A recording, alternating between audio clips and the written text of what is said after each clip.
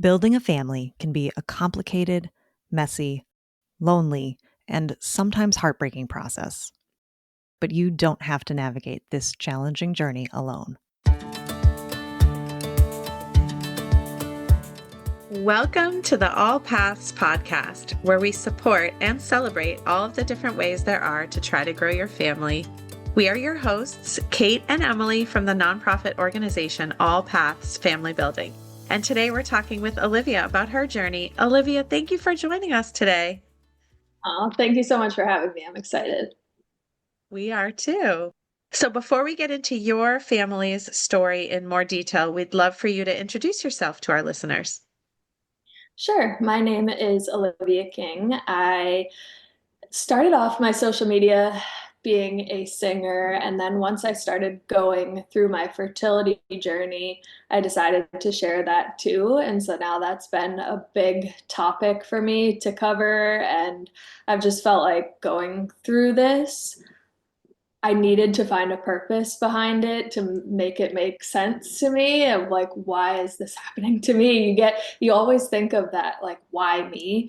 And so I stopped trying to think of it as a bad why me and instead be like, okay, why am I the chosen one to go through this? And in my mind, I'm just like, it has to be to help others, whether that's to help them just not feel as alone in their journey or actually help them with my knowledge that I've gained throughout this whole process. So I'm still in the process of trying to get pregnant, but I feel like I'm in a really like a much better mental space, and that is a lot thanks to AllPaths. So I'm excited to be here.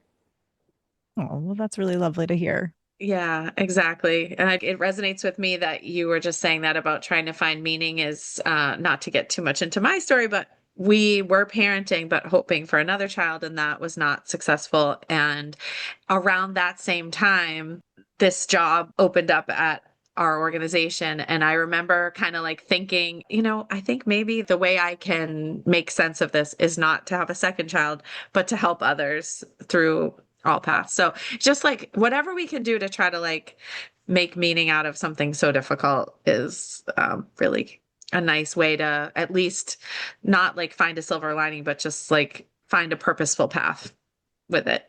Right. I feel the same way. So, Olivia, can you tell us a little bit about your journey to starting a family? Where did it all begin? Yeah, sure. So my husband and I were together for 9 years before we got married. So by the time we got married, we had already been living together. And really, the only thing that was going to change was like my last name and having a ring. And so we just knew as soon as we're ready to get married, that means we're ready for kids. So we got married, immediately started trying. My brother and sister-in-law, they were able to get it the first month that they tried. And so I was like, this is going to be easy. Like, okay, our kids are going to grow up super close. We're ready. She was pregnant at our wedding just a few months. And so we were ready. We were ready to make a cousin, and it's exciting like when you first start trying. I didn't feel the pressure at that time. It was more just like, wow, we're really doing this. Okay. So that went on for about 6 months. And I remember going to my OBGYN just for my annual and being like, hey, been trying for 6 months, no go. She's like, once you get to a year is once you can really start looking into fertility testing. But if you want to give me a call around 9 or 10 months and just tell me you've been trying for a year, we'll seek out some opportunities for you. So I was like, okay. So I did that as soon as it hit 9 months. I'm like, hello, it still hasn't happened. So I got connected with a clinic. They did all of our testing. Everything came back completely normal. If anything, it was like better than average. So I'm like, that's the frustrating part of unexplained infertility is like, wait, but all of our tests are coming back completely perfect. That like, yeah, that's good, but it's also frustrating because you have no answers. So they decided to have us move forward with IUI. We did 3 cycles of IUI with no success. So IVF was something that was always absolutely terrifying to me. am so phobic of needles and blood. And that was just something all growing up that I'm like, please, God, do not let me have to go through IVF. And maybe I was putting it out into the universe that I was going to go through it. But we decided to do IVF. Our first cycle, I was kind of thinking that IVF would be a cure-all. Like, okay, all of our stuff is good, so there must just be something that's not working that can be fixed with IVF, and we'll probably have all of our kids frozen, and anytime we're ready to have another one, we just pop it right in. And I was just so naive to think that one IVF cycle was going to do the trick for the rest of my kids that I want. And so I went through my first IVF cycle. I was a nervous, anxious wreck, for more things than one. Like obviously the needles really bothered me. It ended up not being as bad as I thought it was going to be, but just when everything's new and you're going through it for the first time, it's just fear of the unknown and it's scary. So I got a lot of eggs. I had 15 eggs retrieved. Got the call the next day with the fertilization rate, and they said, out of 15, one fertilized. And I was like, huh?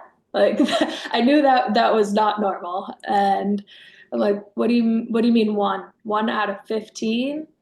The woman that I spoke to on the phone was not my doctor, but she was another doctor at the clinic. And she was like, if you were my patient, the next cycle I would do ICSI where you inject the sperm in and you should have no issues. So I was still just absolutely heartbroken that we had one fertilized. And then by the end of those 5 days, when you figure out if it got to the stage of being an embryo to transfer, we had nothing. So it was just like absolutely, I can only describe it as heartbreaking because I thought that was going to be our cure all. And now my mind's racing of wait, our backup plan that I thought was 100% going to work now didn't work at all. Like what is going on? That's when I could just see my mental health and sanity just started going down the tubes. And one night my husband was like, do you think talking to someone or just talking to other people going through this would be helpful? Like we have no one in our life that has gone through this that you can talk to. And I was like, I don't know if that's really for me. I don't know. I felt like silly. And in hindsight, I shouldn't have, because a lot of people go through this and it's important to know that. And not that misery loves company, but it's just nice to know that like you're not alone in those feelings. There are other people that are also going through this that I see get out on the other side and they live a very happy life with kids and however that happens. So he kind of gave me a little bit of a push. He's like, just do it. Just find one, join one. I found AllPaths and it was a Zoom call. So it was less intimidating than actually going somewhere in person. And so I was like, okay, I'm going to do this.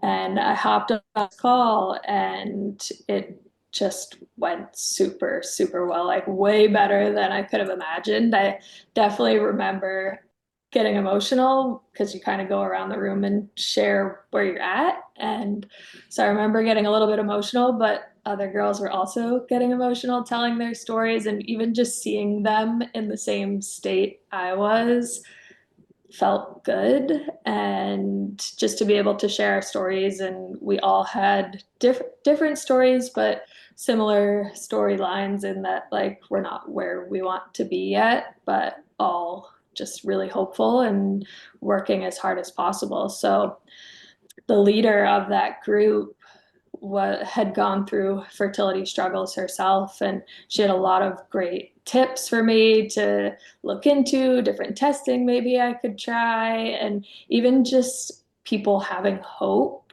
around me felt really good, because my first doctor was kind of like just completely thrown a curveball with why we only had one out of 15 fertilized. So our first doctor, we didn't quite jive with. The communication was really off. And I was like, I think I want to switch to that doctor who called me with the results. She seemed to have a good plan moving forward. So I called the clinic. I asked if I could switch. We got switched, did a second cycle. We did ICSI, injected the sperm into the egg just like she said she would. Did a couple other things, like it was something like a calcium activation or something. She tried a couple different things, got 16 eggs, 6 fertilized, which was still low, especially for ICSI and having some assistance. And after that, I'm like, okay, this like still really working. But on day 3, she checked in on them. They were all growing accordingly, looking good, and had a transfer scheduled that Friday. They were like, hey, if we don't, we're going to check them the day you come in for your transfer. If by chance all 6 have arrested, we'll give you a call. But if you hear nothing, come in, you're going in for your transfer. So we stayed at my mother-in-law's because it was a little closer to the clinic. And sure enough, as I'm getting ready that morning, I see the number of the clinic pop up on my phone, and I was like, oh, shoot. So they call and they're like, unfortunately, all the 6 completely stopped growing after day 3.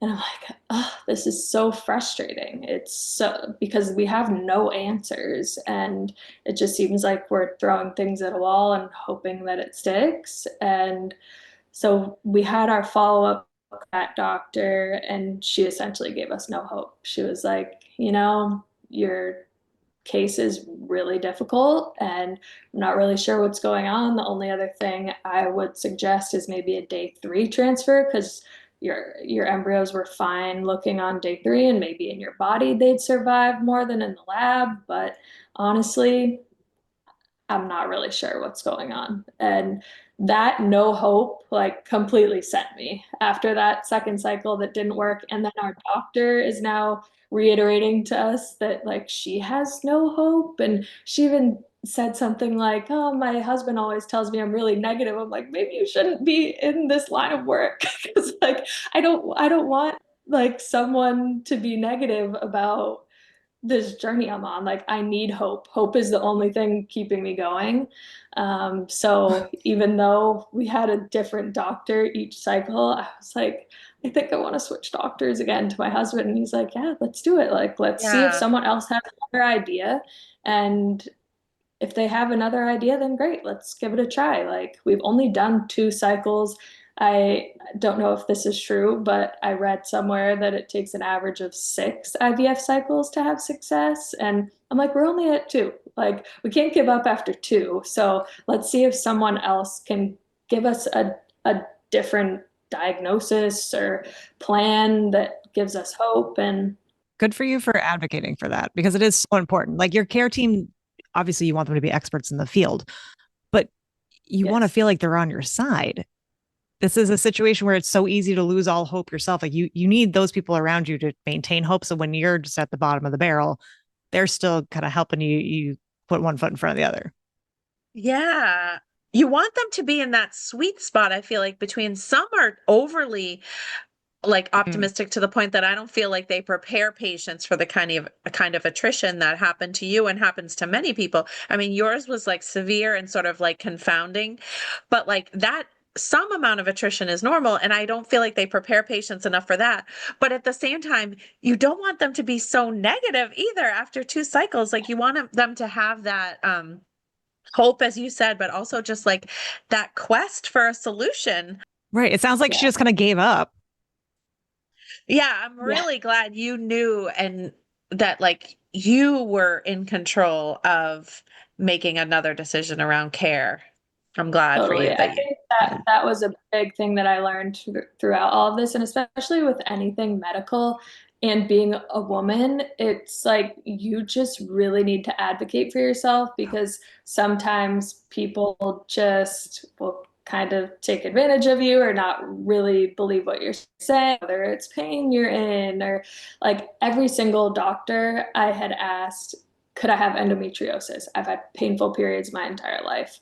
All of them said no. So I always brush that to the side, which we'll get to in a little bit. But So I found this third doctor. My mom was actually the one who found him. She was just looking, she did a Google search, like best IVF doctors in the US. Because at this point, she was just like, you know what, let's just get you to wherever you need to be.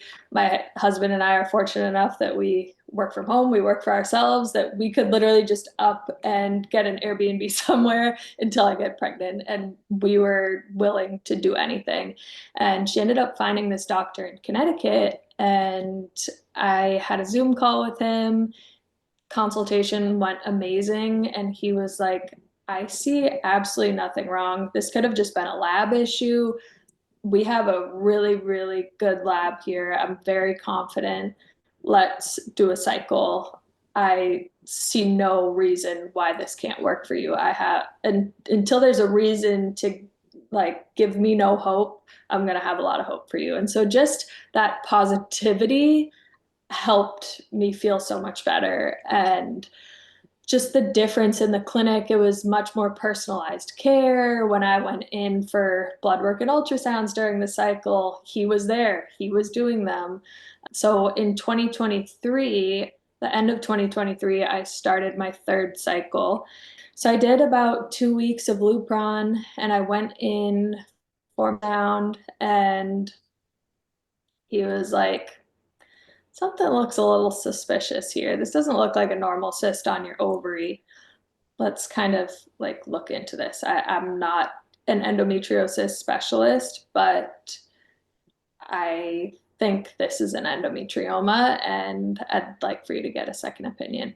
I also missed, I guess, the whole year of last year where I had to get my gallbladder removed. I got so nauseous. I don't know if this was due to any of the IVF drugs. A lot of people have said that the IVF drugs can just like take a really good toll on your body and cause your gallbladder to maybe fail.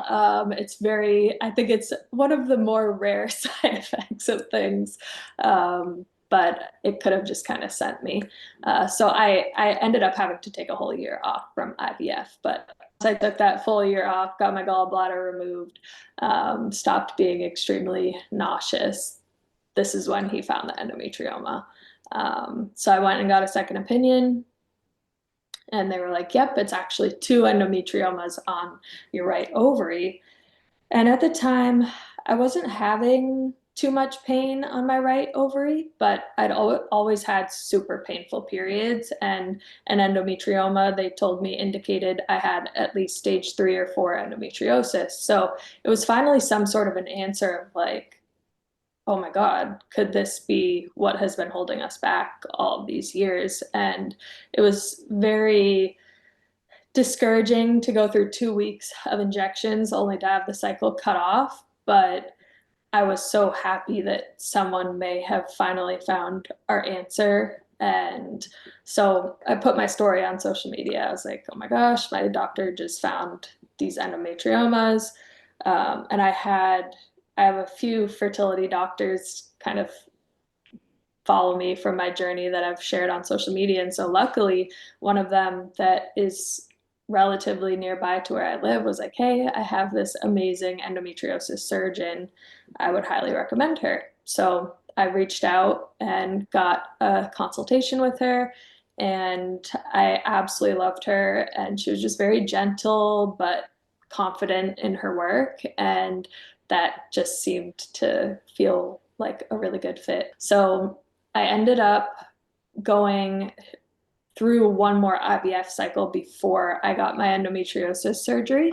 I had asked the surgeon and my doctor, like, could this do any harm? In hindsight, like based on my own research, it seems like IVF drugs, like endometriosis feeds off of that. So feeding my body with more estrogen and the endometriosis feeds off of it was probably not the best move, but I had to wait for my surgery a couple months anyways. So I'm like, during this lull time, let's just give it a shot.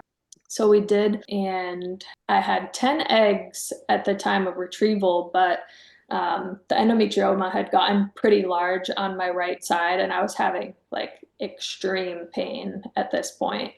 and he wasn't able to get all of the eggs because they were kind of hidden behind this endometrioma. And if he went through it, it would just kind of cause it to leak all over and wreak more havoc in my body. So he was like, I'm just going to leave those. So ended up retrieving 5 out of the 10 eggs, and 2 of them fertilized, which is still like not great, but there were only 3 mature. So 2 out of 3, I'm like, okay, at least our percentages are getting a little bit higher with fertilization. So maybe their lab is better, but we didn't have too many to work with.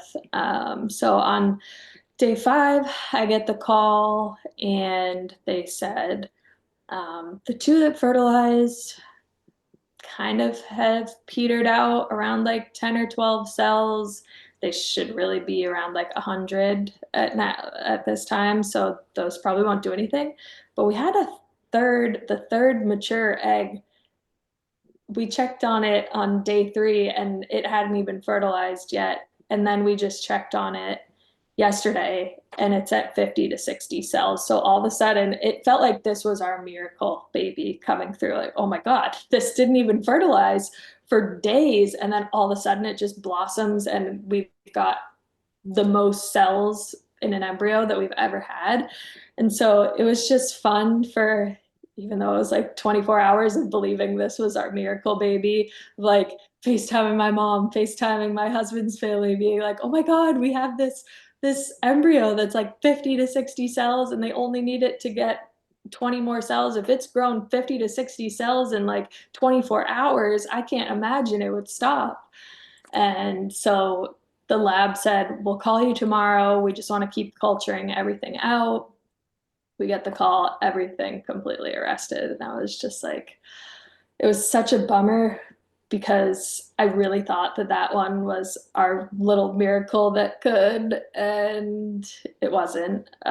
So even though it didn't happen for us with that one, just getting to way more cells than we ever got to and having this kind of miracle blossom out of nowhere gave me like weirdly a little bit of hope. I think if we went through that 3rd cycle and we just had the 2 fertilize and they kind of just got to the same, like we've never been able to get past that day 3, like 10 to 12 cell mark. Like every egg has just completely, like embryo is stalled out at that point.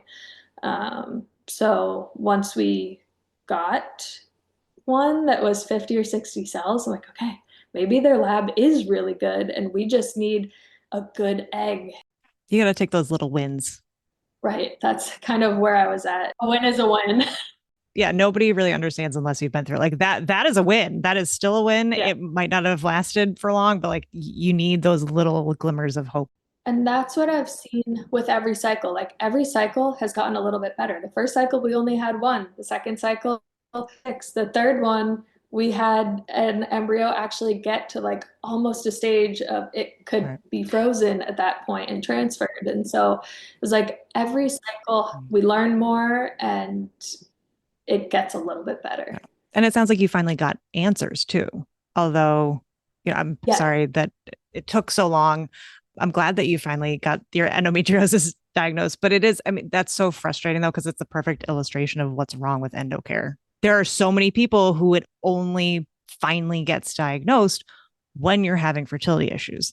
Like, are we just ignoring all of the other symptoms that you've been having for years? Apparently it doesn't matter. Like you're saying, like it's so easy for people to try to gaslight you into thinking that you just can't handle your period. Like this is the norm for everybody. What's wrong with you? Like I can't comprehend why in the beginning of my journey, you go through all of this fertility testing, but endometriosis is just left off of that. Like I know you technically have to have a surgery to diagnose it properly, but at least give people the option. Like, hey, okay, all of your testing came back normal, but we see a very high amount of people with unexplained infertility have endometriosis. Would you like to opt in to do a diagnostic surgery? If we find something, we'll clean it up for you there. If we don't, then at least we can check it off. Instead, it's me with every single doctor, even the doctor that I'm currently with that I love, that I say to them, hey, I've had extremely painful periods my whole entire life. They're heavy. I have all of these symptoms, and every single doctor, either they completely dismissed it, or my current doctor was kind of just like, I don't think we need to go there yet, but like, why not? Yeah. Like nothing else is popping up.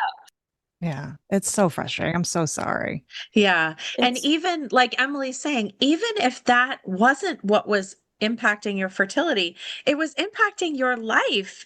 And of Right. course, they're interrelated. I mean, it's like it's just it boggles my mind. Obviously, like individually and collectively, we are so passionate about endometriosis and other conditions like it because it's just so poorly treated and mistreated and it's infuriating.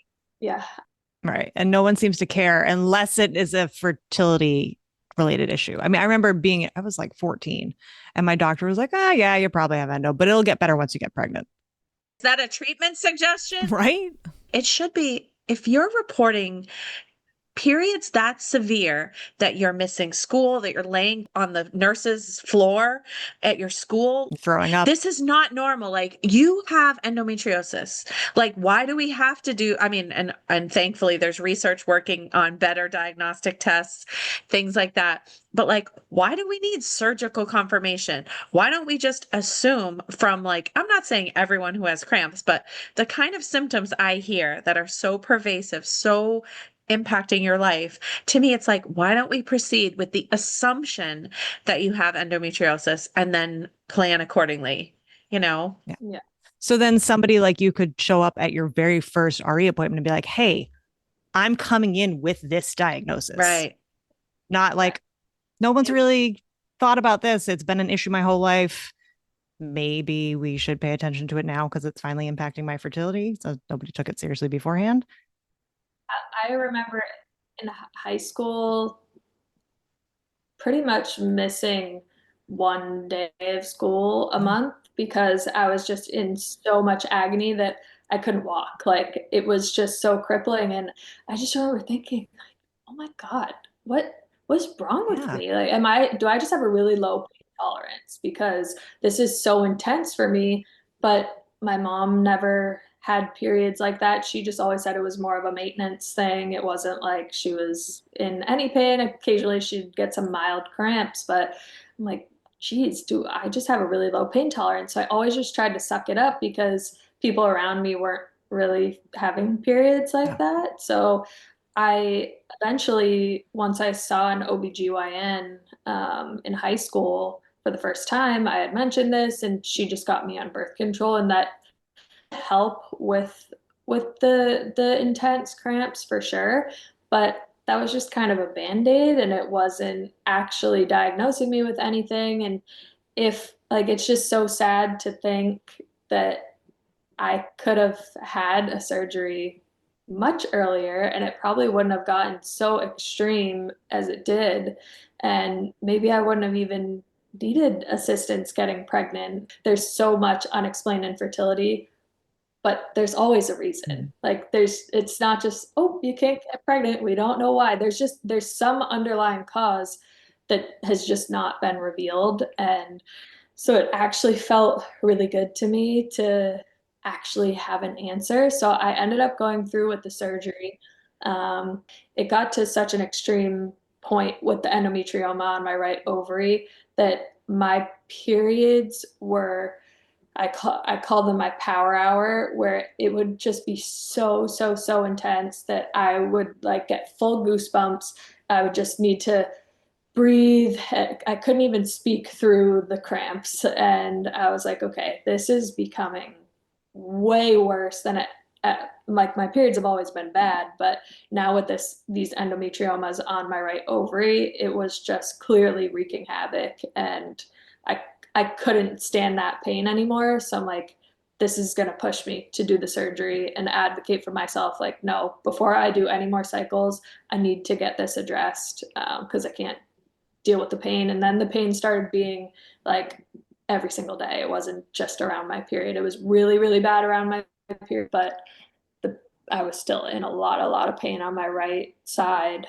So I pushed for the surgery. they assumed the surgery would be like an hour and a half, and now it's like, oh, it seems kind of short. Like, if you know I have stage 3 or 4 based on me having these endometriomas, but okay. She's like, it might go 2 hours. So I was in there, and my husband was very nervous in the waiting room once it hit like the 4 hour mark. He's like, what is going on in there? Finally, they came and got him, and they were like, she had stage 4 endometriosis. All of her organs were stuck together. Both tubes were closed. My uterus was folded over with Gosh. endometriosis. So, like, can that even be like a hospitable situation to carry a pregnancy? No. My uterus was also stuck to my rectum. So they had to call in a colon specialist to come give me a colonoscopy and check to make sure there wasn't endo all in my colon. And so they detached everything that was all stuck together. She said as soon as she started like excising, I guess the word is, like getting rid of all of that endo, all the inflammation in my tubes just immediately started to go down, and one of them immediately started working. Like before she even touched the tube, she's just touching other things in my body and getting that inflammation to go down, and immediately my tube opened. And she said the other one was kind of still spasming, but she said that's normal to have during surgery. Your tubes can kind of spasm and tighten up. So she assumed that that one would just open as soon as she kind of closed everything up, and I was healed. But it was just a disaster in there, and it was so finally validating to be like, okay, I wasn't crazy. I didn't have a low pain tolerance. I knew something was wrong, and I've been trying to get to the bottom of it. I knew it was endometriosis, and every single doctor dismissed it. Like, this is so frustrating that this now has to be my purpose of spreading awareness of endometriosis, because this affects Yeah. so many people. Like, I saw a stat, it was something like 70% of people with infertility have Mhm. endometriosis. I'm like, 70%? That is a Yeah, crazy it's number. huge. I mean, and I am like right there with I want to be part of this. Emily does too. I mean, it's like the most insane thing, but I know it's so powerful. Like there's legislation this session in Massachusetts about endometriosis. And at the hearing, one of the women who testified I thought was so powerful because she said, this is like unlike any other surgery you ever have. You want to wake up and have them tell you that you have endometriosis because you want to Mhm. know the answer finally. And I also saw a video this morning that I actually started crying watching it, because the you could tell the young woman's like still waking up from anesthesia or whatever, but she's saying, I think to her mom, like, did they find any, like, is it endometriosis? And her mom's like, yes, it is. And she's like, I'm not crazy, like, oh, it just killed me. If we don't give people the other messaging, you're telling yourself, I must be weak or like have a low pain threshold or just am not as tough as my mom or my friends because you have nothing to compare it to. And this is the first time you've ever had a period. You have nothing to compare it to. And then you get gaslit by doctors. It's just insane. And again, I'm so sorry, like you're going through this, but I also just am so grateful that you are and will use your platform to help spread the word about this because I feel a movement growing around this. I already feel that more people now do not take unexplained infertility as an answer. They take it as the non-answer that it is and is often endometriosis. And there are providers who are now beating this drum. There are patient advocates that are beating this drum. We are beating this drum. So we want to beat this drum with you, Olivia. So I'm again so sorry. Like I don't wish any of this on anyone, but it's also so wonderful and appreciated when people use this difficult physical, emotional, everything experience to then help others. So we are grateful to you. Yeah, I appreciate that. It's even if I don't even want to put it out of the universe, but absolute worst case scenario, I could never have biological children because of my endometriosis. the purpose behind all of this to me would have to be educating people earlier so that you can catch it, so that you do not have the issues that I had because I was dismissed for years and years, decades. Like they said, if you have endometriosis, my doctor told me this at least, that you have it from the time you get your period. So this has been wreaking havoc in my body for, if I got my period at 11, like over 20 years now, this has been wreaking havoc in my body. And like with every period, it just grows and grows and grows. And then I'm feeding it with IVF drugs to try to treat it and like jump over this hurdle that too high to jump over. Like you need to get rid of the hurdle before you can move on to the next step. And so if I can be that advocate for people and just of like, don't wait as long as I did to advocate for yourself. Like if I am just that poster child for people of like, okay, I figured out what it is. Hopefully it's not too late for me. We'll go back to IVF with a little bit of a different protocol to keep my estrogen down so that the endometriosis doesn't like completely grow all back and wreak more havoc. But I just feel like we're going to see some sort of new success. Like, how could we not with the amount of issues I had going on? But in hindsight, like, okay, putting yourself through weeks and months and however long of injections and then having to go through a surgery, like, actually much easier for me to just go in one day and have this endometriosis like diagnosis and surgery than putting myself through IVF for years with Yeah. no success. So in hindsight, I pushed, obviously, I'm always going to say like I should have pushed even harder for myself, but a surgery is, you always think of it as Yeah. like, do I really need to go that far to diagnose it? These doctors are Yeah. telling me it's not it. Like, then am I just putting myself through a surgery? Again, I just love you for saying how you want to help other people. But the one thing I wanted to say was to be gentle to yourself. For one, you can't go back and change it. So I'm just a big believer in like, it is what it is. Like, you can only go forward.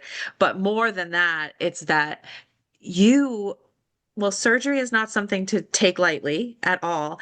And also, like, you were not assisted by our healthcare system in being supported in the fact that you needed to do that sooner. So I just really want to like try to, I mean, we're all our worst critics, but like I want to just take away any of those regrets because it's so common. Unfortunately, it's more common than not, your situation. And it's not you. It's that our health system is doing such a disservice. It's a justice issue and an injustice, I feel, what is done around endometriosis. So unfortunately, it's that, not anything you did or didn't do. Yeah, I appreciate that. It's hard to not beat yourself up about it and be like, oh, why didn't I push myself to advocate for myself even harder? But like you said, when you don't have, when all the people you look up to in this situation are that you think are a lot more knowledgeable than you, obviously, they've gone through all this schooling, they must know best. But at the end of the day, you're with your body 24/7 and you know when something's off. And so it's just so important to advocate for yourself as much as you can. Absolutely. Yeah, 100%. It feels like I just got this whole new lease on life of like actually being able to try again and have a chance. We had probably a -% chance before, and now at least there's a chance. And so I feel really, really good about that. In the beginning, especially, it was really hard to like see my sister-in-law get pregnant second. That was the one I probably took the hardest because it was like we got lapped and I was trying to get pregnant so that our kid would be close That's to her so hard. first kid, and now she's on her second and we haven't even been able to get pregnant with our first, and it just felt like such a gut punch. And it's such a sucky feeling because I've realized in this whole journey that two feelings can exist at the same time and you can be so happy and so sad, and it's very hard to explain to someone who hasn't been there. But like when my brother just had his first baby as well, and it was like, wow, I'm so happy. It's the first baby on my side of the family. I'm so, so, so happy and I'm so excited, but I'm so sad. Like, I'm just so sad for myself that, like, why is this so easy for people and people don't even have to try? Why is this thing that comes so Mhm. easy for a lot of people so hard for me that it almost seems impossible? And it's so frustrating to see, especially people out there who I'm like, why, like someone who is not ready for a baby, or like, why does it happen to them? Like, we're ready, we want it so bad, we're ready to receive this family. Why is it just so difficult for us? And it's really hard for me to navigate those feelings. My husband is so good at not feeling any feelings of jealousy. I don't know if it's completely honest, but he truly says that he does not feel 1 ounce of jealousy. And I'm like, how are you not sad when someone tells us that they're having a baby? And I'm like, I wish I could be more like you. I still feel those feelings of sadness. And he's like, Liv, their journey has nothing to do with ours. They're completely, them getting pregnant doesn't mean we're further behind. They do not correlate at all. And I'm trying to train my brain to see it that way of like, this is our journey. But it's so, I don't know if it's just a man thing where their body's not like in it. But I'm trying to adjust my way of thinking of being like, okay, instead of I feel alone, at least I'm on this path with my husband who's on the exact same timing as me. Like the second I get pregnant, okay, he's having a baby too. And so like, okay, we're in this together, and those are the only people we should care about in our journey. And I'm really trying to see it like that, and that someone else's journey has nothing to do with mine. It's just sometimes a hard reminder of like something that's easy for one person is very difficult for me. Eventually, I know I'm going to get there, however that looks, if it's my own biological cancer, if I'm adopting, or if that's how it was meant to be. And so I just have kind of like let go of the oars at this point and just been like, okay, the timing is going to be perfect for me when it happens. And that's how it was meant to happen. My kids will still have cousins that love them if they're years apart. They can still be close. Like I need to, once I stop putting that pressure on myself, I just started feeling so much better about it and was just like, you know what? It's going to happen when it happens. And there's like beauty in just having peace with the situation and not putting a ton of pressure on myself every day. I love it. It's wonderful. Everything you just said is so wonderful. And again, I feel like it's hard fought perspective, but it really is lovely perspective that you have. And I think it's great. But can you also talk about music and how music is part of your life and part of your comfort, and share an exciting thing that is very wonderful for us? For sure. Yeah. So, I mean, music has been a huge outlet for me during this whole time. Like, I really feel that when I'm in the trenches of things, if I get in my studio and I start singing and writing and being able to kind of tell my story, it just feels super therapeutic. So, I'm partnering with this company called Play It Forward, where essentially we will fundraise for AllPaths. I couldn't think of a better organization to share this with. You guys were the first on my list of like, I need to get back to them because I would not be where I am mentally without these support groups. Like I looked forward to them every week when I was doing them, and I've gotten to a stage where like I need to attend them super frequently. I feel like it got me past that really, really tough time in my life.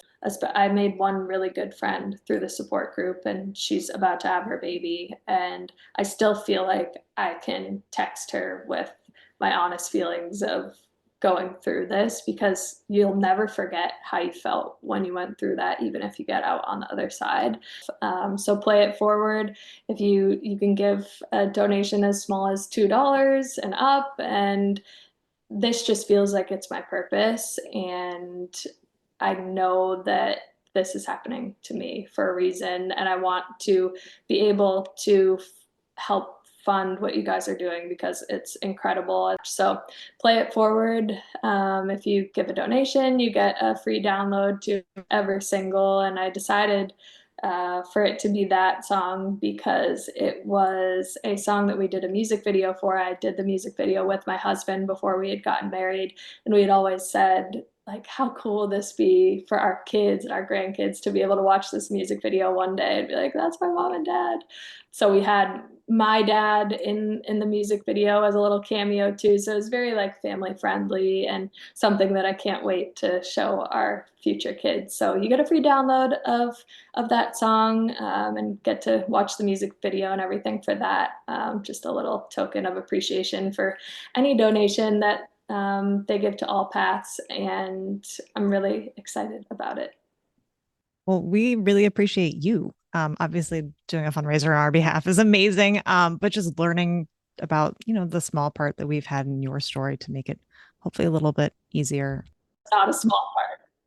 Oh, that's really sweet. Yeah, and we just appreciate how open you've been. We know not everyone's in a place where they can share their story, but when folks are comfortable, and especially when they have a platform like yours where they can talk about, the realities of dealing with fertility challenges or, endometriosis and the whole, universe that can encompass, it's really wonderful that you are able to turn your pain into purpose and to support this community and be a voice for everybody out there. Thank you. I appreciate you guys so much. So before we wrap up, there are two questions that we ask all of our guests, and we would love to get your thoughts on these. Okay. The first is, what is one thing that you would say to someone who is just starting to grow their family? And the flip side is, what's one thing you wish people would never say when someone shares that they are struggling to build their family? Okay. So I guess I'll start with the more negative question of like what I would like people not to say, because this is something that people have been saying to me a lot recently. And every time it just feels like a little bit of a low blow, but they don't mean it that way. A lot of people have been asking me, whether it's in person or through a DM on social media, like, hey, would you be open to adoption? And to me, that just means in their mind that I'm past the point of like no return, of like, okay, you've clearly put yourself through the ringer here. Maybe you don't want to keep going. Maybe like this is it for you. And it makes me feel like, okay, they're not that adoption is giving up by any means, but like I'm not there mentally yet. And I know I can be there one day if it comes to that. But it's just like little things that people say that unless you're going through it yourself, you don't really realize like, oh, that kind of made me feel like you think I should be at that point because we've just tried for too long and it's not going to happen. Yeah, I hear you. And also it's like, have you considered adoption? Like, well, obviously I know it exists. Like, what are you trying to say asking me that? There's judgment, I feel, in that question, because it's not like they're sharing with you some rare, which we don't want them to tell us about those things either. But say they read about some rare treatment option or something like that. But like adoption is a very well-known thing. Yes, like I have considered it in some fashion. It's just like, come on. It's on the table, but it's just not there now. Like I'm really trying to put my all into building a family this way. And of course, I know that that's an option and I will be open to it when I feel like I'm there, but I'm just not there yet. So I just don't like when people almost seem to put their own timeline on mine. It just sometimes kind of things like, oh, they think that I'm past the point of no return. And the other one was advice on people growing their family. Yeah, if you could talk to somebody who's just starting out, what would you say? I would say, I mean, the underlying theme of this podcast today, I feel like, has just been advocating for yourself. And I think that's really big when you're trying to grow your family because, like I said before, you're with your body 24/7 and you know it best. And if you feel like something's off, get it checked out and address it and advocate for yourself because at the end of the day, like you are trying to grow your family and be the matriarch of that family, and you need to be a strong person in that position. So I would think just really advocating for yourself is a big thing, and then also just knowing that like you will get your family if you want it, you will get it. Like one way or another, you're going to be able to make it happen.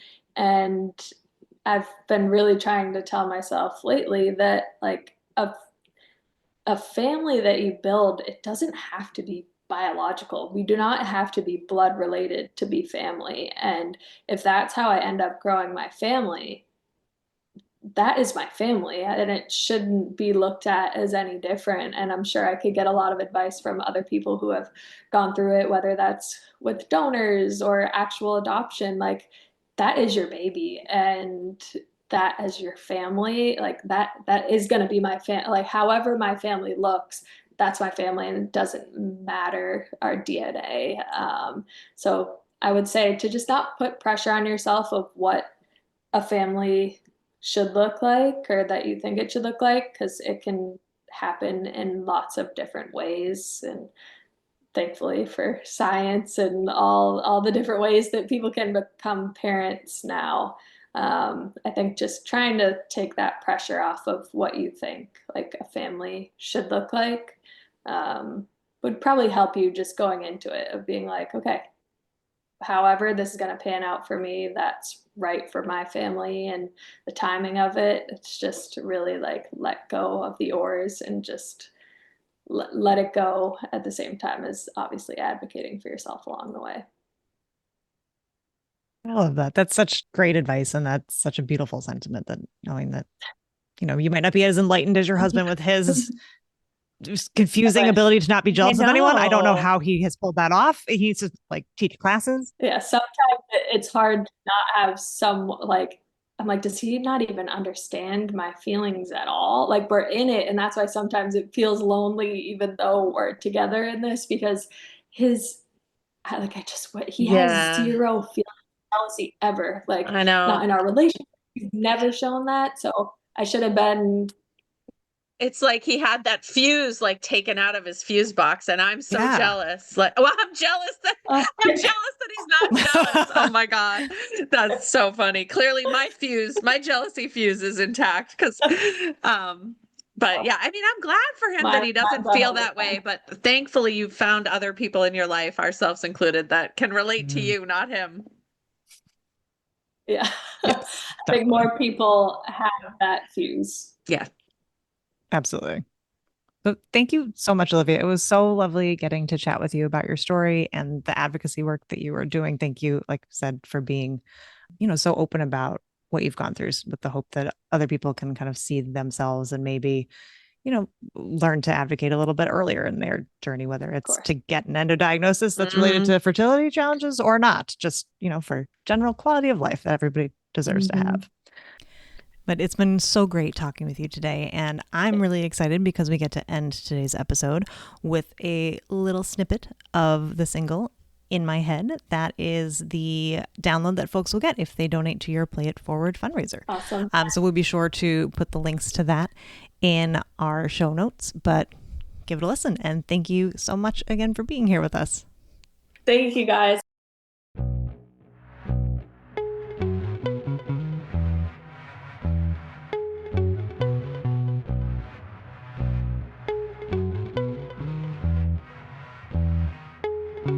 You're like a breath of fresh air every time you pass me by. Shoo-doo-doo. I see stars when you're looking straight into my eyes. Ooh, baby, I wasn't looking for love, but you threaded your way inside. Shoo-doo-doo. It said do not disturb, but but you managed to break the line. How do you stop what you know you can't control? 'Cause what you done to me feels good, but you'll never know. You'll never know, huh? You're in my head, you're in my head. I'm trying to shake you off, but I just can't seem to get it. You're in my head, yeah, you're in my head, and I get butterflies every time I'm thinking about you.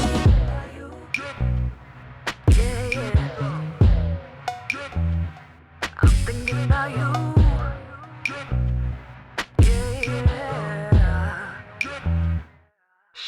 I turn the music up, feels like I'm on cloud nine. Today's been dragging so much, but you helped me pass the time. I daydream of you and I can't get enough.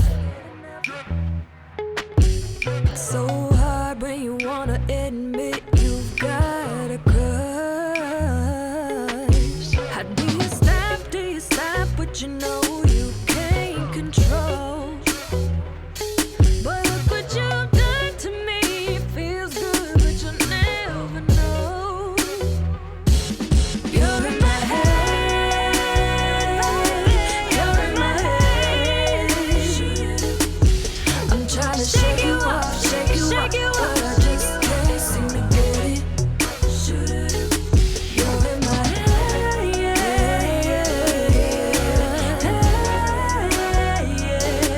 you're in my head, and I get butterflies every time I'm thinking about you. If you only knew what I do for you, but you don't even have a clue, you don't even have a clue. 'Cause you're in my head, you're in my head. I'm trying to shake you off, but I just can't seem to get it. You're in my head,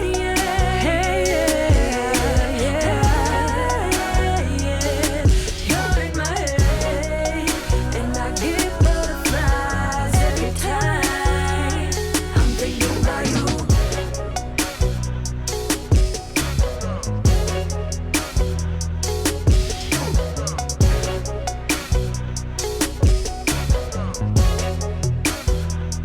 I'm thinking about you. We hope you'll join us next time for more family building stories and resources. Be sure to subscribe wherever you listen to podcasts to make sure you never miss an episode. And follow us on social media at AllPaths FB or visit our website, allpathsfb.org, for more information about our work. AllPaths Family Building is so grateful to the members of our circle of support who are vital to our ability to provide emotional support, education, and advocacy that is open to anyone struggling to grow their families. Today, we want to send a shout out to our bronze sponsor, Femisys. Thank you for joining us for this episode. Please help spread the word so that anyone who is struggling to grow their family can join the conversation. It's an honor to walk with you on your family building journey.